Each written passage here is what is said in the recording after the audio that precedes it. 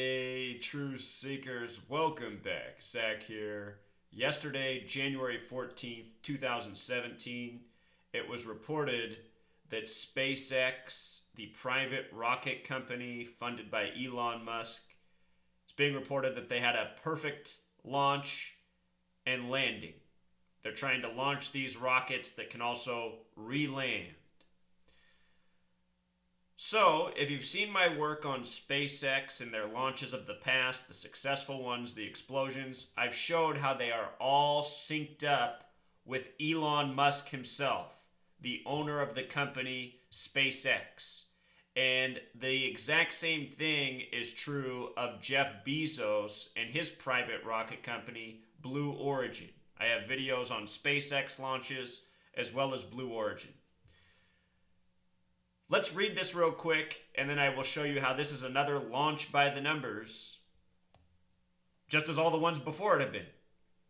There's a ritual and numbers going on here. CNN's reporting on the launch yesterday says SpaceX returned to flight Saturday after a 4.5-month hiatus. The private space exploration company headed by Tesla CEO Elon Musk launched a Falcon 9 rocket from Vandenberg Air Force Base in California at 9:54 a.m. Pacific time, taking 10 satellites into space for voice and data company Iridium. It marked the company's first launch since a Falcon 9 rocket exploded at Cape Canaveral, Florida in September, and that happened on September 1st, the first day of the 9th month on our Gregorian calendar. A Falcon 9, first day of the 9th month. Notice the launch time yesterday, 9:54 a.m. 54 in numerology is 5 plus 4 is 9. So 9, 9, Falcon 9. The numbers are always important. It marked the company's first launch since a Falcon 9 rocket exploded at Cape Canaveral, Florida in September. And again, that was September 1st. The launch's success Saturday was made even sweeter by a smooth return landing for the Falcon 9 rocket's first stage booster. It safely returned from space and glided to a landing on a seafaring platform known as a drone ship.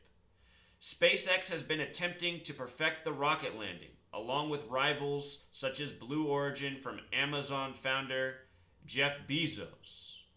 Because rockets are worth tens of millions of dollars and they have historically been discarded after launch, mastering the landing is key to making space travel more affordable. So that's the reason they want to get the landing. That's the narrative. They want to be able to save these tens of millions of dollars. Instead of destroy them in the landing, reuse them. So it's a logical idea. But the question is, are these rocket launches even really happening? Or is it all part of a continuous grand deception? Saturday's launch marks the 7th time SpaceX has successfully landed a rocket. 7 in numerology representing completion. So I'll link this post if you want to read the whole article. Let's just jump to right here. Elon Musk, he was born Elon Reeve Musk, June 28th, 1971. He'll turn 46 later this year. From the launch to his upcoming 46th birthday is 165 days. And the reason that's so interesting is because his name in Gematria, Elon Reeve Musk, sums to 165. Another important name that sums to 165 is Scottish Rite, as in the Scottish Rite of Freemasonry, which is what has always controlled NASA, which is our government agency, taxpayer funded, that's responsible supposedly for space travel. NASA, founded by Freemasons of the Scottish Rite. Interesting how Elon Reeve Musk has the same name gematria as Scottish Rite. Yesterday's launch, it took place in California. Typically they're in Florida at Cape Canaveral or Kennedy. Yesterday's launch in California on the opposite coast at Vandenberg Air Force Base. The address of Vandenberg gave me a kick, 747. Vandenberg in gematria sums to 47. Remember, 74. The word Masonic is 74. Very special number to the Freemasons, 74. As is 47, its reflection. The Freemasons have Euclid's 47th problem about how to establish foundation. The word foundation's 47. Framework, 47. Authority, 47. In this case, Vandenberg, 47. Vandenberg Air Force Base also sums to 104, like 10-4. Like the date of establishment for this nation, 7-4, July 4th, a date that can be written 7/4 or 4/7, date with 104 numerology.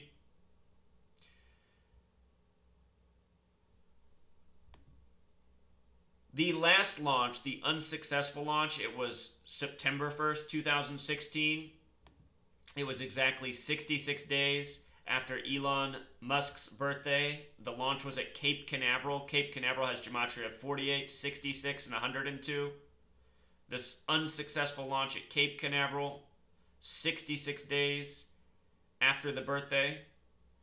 The other year, Elon Musk, on his birthday, had one of his rockets explode as well. It was his 44th birthday where the rocket exploded. The launch for SpaceX, the word space alone equals 44. Here were the headlines that day. Front page news, SpaceX rocket explodes. That was a date with 46 numerology as well as 19. The word chaos equals 19. The Freemasons believe in order out of chaos. You know, story of chaos, multi-million-dollar rocket exploding. To me, it's all meant to cause confusion. You know, here we are in this nation where we've been told that NASA's been able to launch rockets successfully for decades, getting into space. I mean, how could it be in the 2000s we're having so much difficulty? These rockets exploding regularly on the launch pad. I mean, how many stories like that have there been the last few years? One explodes, the next time it's perfect with the perfect landing. I mean, to me, it's all just part of what they want. The confusion, people not knowing what to think. You know, 10 years ago, they were saying private space travel's just around the corner. Pretty soon, people will be able to pay $100,000 and take a flight through space. A decade later, we don't seem any closer, you know? So my favorite SpaceX story that I've covered today, the landings, the launches, the landings, space off, pulls off, rocket landing. I believe that this was the first one. This was on December 21st, 2015, 12/21, a date with 68 numerology. SpaceX in gematria is 68. Again, space is 44. X is the 24th letter. 44 plus 24, 68. In 1968, the Apollo 8 mission took off on December 21st.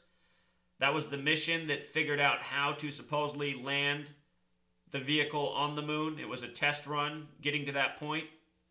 So it had to do with landing as well in 1968, Apollo 8. They coded their headline, SpaceX pulls off rocket landing, with gematria of 119, a number that relates to Elon Musk, who has named his company after Nikola Tesla. Nikola Tesla, 119, like master plan, like all-seeing eye, like Star of David. They used to say Elon Musk was worth $11.9 billion. Forbes had an article on him in 2015 saying he was worth that much. You know, reporting by the numbers. Real quick, I want to point out something about Vandenberg Air Force Base. The elevation there is 369 feet, reportedly. Look up the quote about Nikola Tesla in 369. I have a video from this past summer showing how one of the earthquakes in Italy, remember Italy got rocked by all those big earthquakes? I showed how one of those earthquakes was no doubt a major tribute to Elon Musk in 369. Or not Elon Musk, Nikola Tesla. Nikola Tesla supposedly had the technology to create earthquakes. Check that video out I made this summer. One of the more interesting videos I've made.